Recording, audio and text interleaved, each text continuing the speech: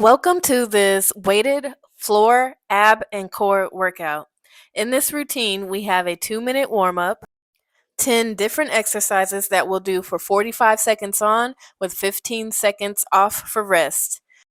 We will not be repeating any of the exercises, so when we're done, you don't have to worry about coming back to it. After the 10 exercises, we will do a quick 2-minute cool down. Equipment for this workout includes light dumbbells. For reference, I use 3, 5, and 8-pound dumbbells, a soft mat or surface to lay on, and ankle weights for added resistance for your legs. If the exercises we're doing in this routine are new to you, I recommend that you try this routine body weight first, and then once you're used to it, you can increase the challenge when you come back to this workout by adding weights to it.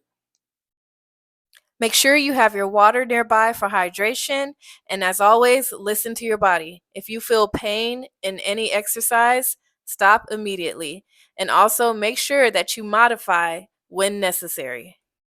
That's all you need to know about today's class. Let's equip ourselves for our God-given task today. Are you ready for class? Let's get started. As you preview this exercise, we're going to go ahead and get set up. I want you to lay back on your mat, feet flat on the floor, palms laying beside you, and I want you to engage the core and begin to tilt your pelvis toward you, flattening your back against the mat. As you tilt towards you, I want you to exhale, and then I want you to inhale as you tilt the pelvis away.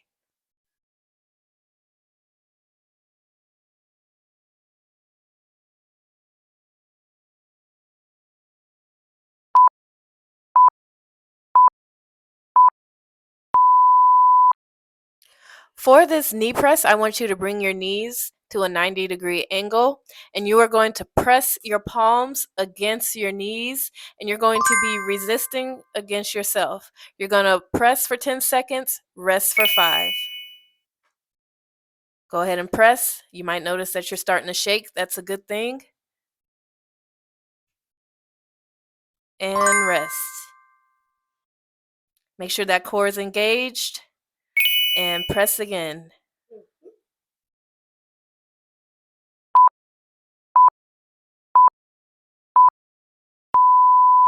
Bring those fingertips behind your head. We're going to go into a modified bicycle crunch. So as you reach that shoulder towards the opposite knee, you're going to tap that opposite foot onto the mat. Make sure you're breathing. Make sure you're keeping your core engaged, that lower back pressed into the mat. Exhale as you bring your shoulders towards your knee.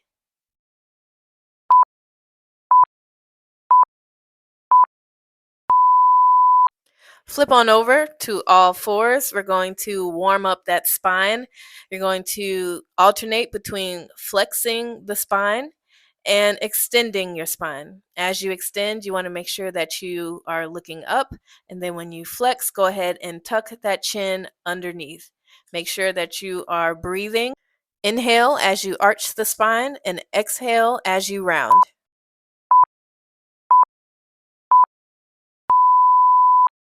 Now that we have that back and those abs warmed up, let's get ready for our first exercise. Grab your dumbbell if you're using one, and we're going to stay in that all fours position. With those feet tucked, we want the hips above the knees and the shoulders above the wrists. Make sure that that core is staying engaged, and you're going to lift up off of the ground and hover. You're going to begin to rotate and twist to work those obliques with this bear hold. Make sure that as you twist, that your chest is staying over the mat. We don't want the chest opening up to the side. Be mindful throughout this exercise and making sure that you're not raising those hips too high. The bear hold is a great exercise for those deep core muscles.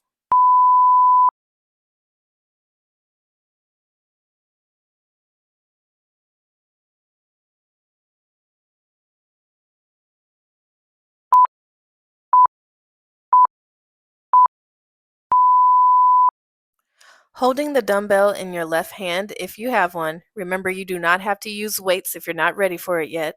You're going to lift your right leg, and then you're going to, as you lower your limbs, bring them together and get that crunching motion in as well. We're staying on the same side throughout this entire interval.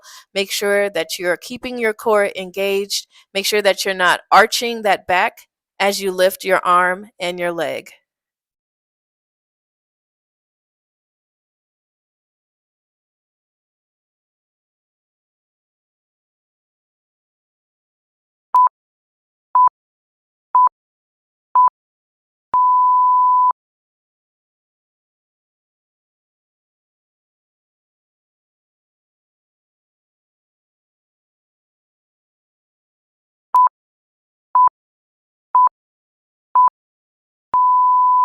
Switch that weight over to the right hand now, and you're going to be raising the left leg simultaneously. Make sure that you're keeping your core engaged and that you exhale on the crunch. You always want to exhale during the contraction part of the exercise. This exercise is helping us build stability in our spine, and we are also strengthening those six-pack abs as we get that crunch in there as well.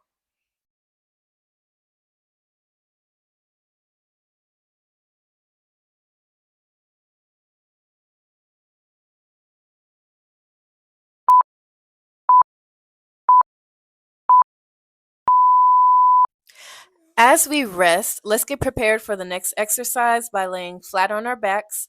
We're going to bring those knees right above our hip bones, and we're going to have that weight above our heads if you're using one. Keeping that lower back pressed into the mat throughout this entire exercise, you want to make sure that as you tap your feet and that weight on the ground, that you are not arching your lower back. Also, keep that core engaged by bringing that belly in towards your spine. And as you come up, get that contraction in the crunching motion. If you're not able to tap the feet on the ground without arching your lower back, then you can take out the lowering of the feet and you can just crunch. Hold your knees at that right angle and just crunch towards your shins. Let's go ahead and get set up for our next exercise. If you're using ankle weights, which are not required, go ahead and get them on and meet me back on the mat as we get ready for our bicycle crunch hold with the leg raise. Laying flat on the mat, engage your core, bringing your belly to your spine, contracting the abs, and bring those fingertips behind your head. And you're going to think about bringing the shoulder to the knee. As you get that bicycle crunch in, you're going to hold it and you're going to raise that opposite leg and then lower it back down and switch. Squeeze those abs as you hold that crunch. And as you do that leg raise, make sure that it is controlled and you're not just swinging it all wild and crazy. Feel free to eliminate the leg raise completely if this is not something that you want to do at this time.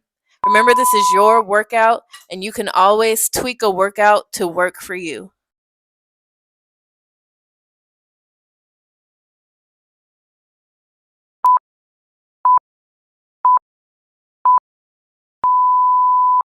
Come onto your side, stack those feet on top of each other.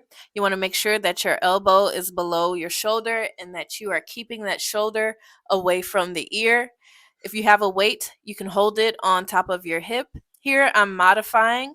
You can have one knee bent or you can have them both bent to regress this exercise. If you're not regressing, once again, keep those feet stacked on top of each other. Make sure that shoulder is drawn away from the ear and keep that hip up. You may feel your hip trying to lower on you as you get tired. That is normal, but make sure that you challenge yourself and you keep that hip off of the ground.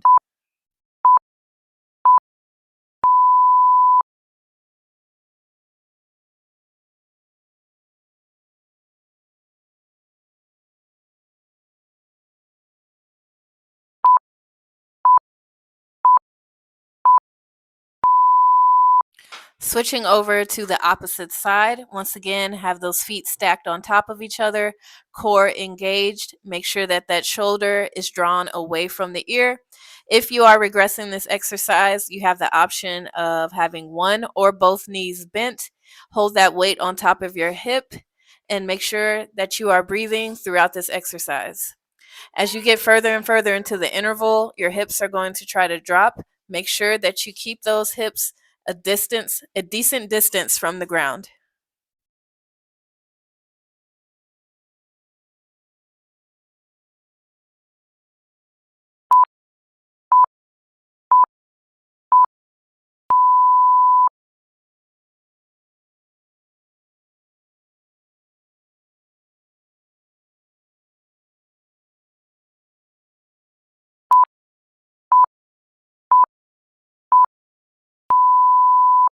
Come into a kneeling position. This can also be done standing if kneeling bothers your knees, and you're going to rotate that dumbbell around your body. Make sure that you're keeping the core engaged and that you are keeping that trunk stable. You don't want to be swaying back and forth. You want to make sure that you're staying upright and that you are stabilizing the core. This is a great exercise for your deep core and your stabilization.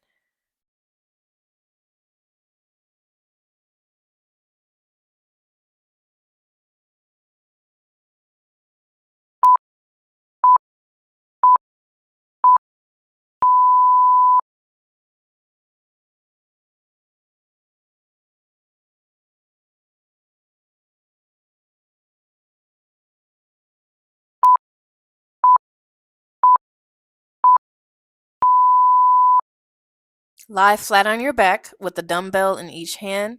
Make sure that you are keeping that lower back pressed into the mat. Your core is engaged. Your knees are above your hip bones, and that those hands are directly above the shoulders. You're going to alternate lowering the left arm with the right leg and the right arm with the left leg. Once again, you don't have to use dumbbells. If you need time to get used to this exercise, you can do it without. And you also have an option.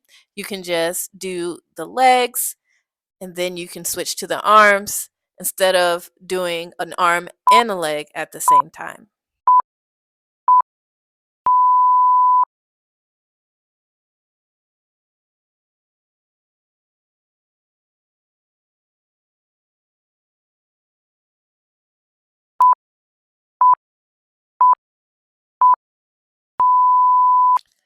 Come into a full plank position. You want to have those hands below the shoulders, those toes tucked, core engaged, and you're going to take your dumbbell and pass it from one hand to the other. If you don't want to be in a full plank, you can do a plank off of your knees. Make sure that you're keeping your core engaged and breathing. As you pass that dumbbell back and forth, you want to make sure that you are keeping those hips facing the ground and that they are not opening up to the side.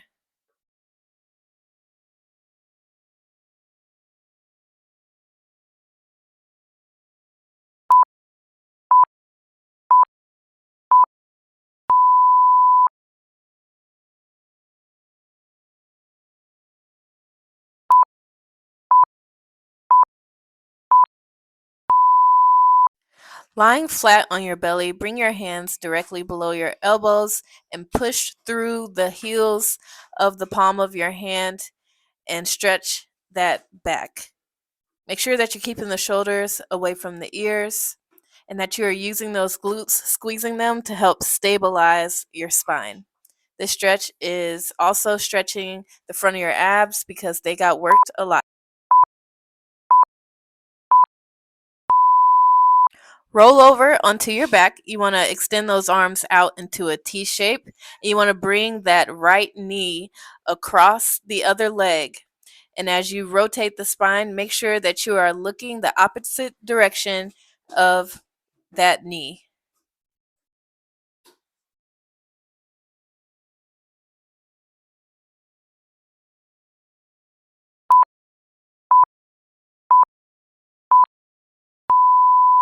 Bring that right knee back. This time, extend the right leg. Bring the left knee over across the right leg, and you're going to look in the opposite direction, this time, getting a spinal twist on the left side of your body.